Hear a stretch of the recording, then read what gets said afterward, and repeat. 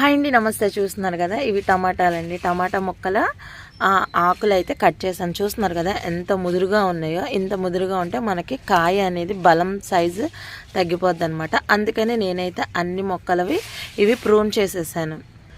ఇలా చక్కగా పూత మీద ఉన్నాయండి. ఏ పెస్ట్ లేకుండా హెల్దీగా పెరుగుతున్న మా టమాటా పాదులు. ఈ ఆకులన్నిటిని అండి ఇలాగ నీళ్ళల్లో నానబెట్టేస్తాను అనమాట.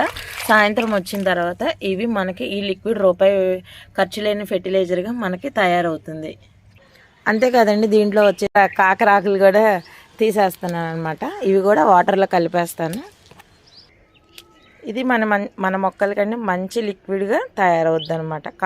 కాకరాకులు అనమాట. ఇవన్నీ కలిపేసి ఇలాగ మనం నానబెట్టేసుకోవాలండి. నానబెట్టేసుకొని ఈ బకెట్ అయితే ఒక పక్కన పెట్టేశాను చెట్టు నీడలో. ఇవి మనకి సాయంత్రానికి ఒక లిక్విడ్, మంచి లిక్విడ్ తయారవుద్దండి. ఈ లిక్విడ్లో కనుక కొంచెం మనము కవ్యూరిన్ కలిపి మొక్కలకి స్ప్రే చేయడం కానీ, లేదంటే మొక్కల లీటర్కి 5 లీటర్ వాటర్ కలిపి పోస్తే ఇలాంటి మంచి మనం తీసుకోవచ్చండి. నచ్చితే ఒక లైక్ చేయండి, షేర్ చేయండి, సబ్స్క్రైబ్ చేయండి. సుకన్య గార్డెన్.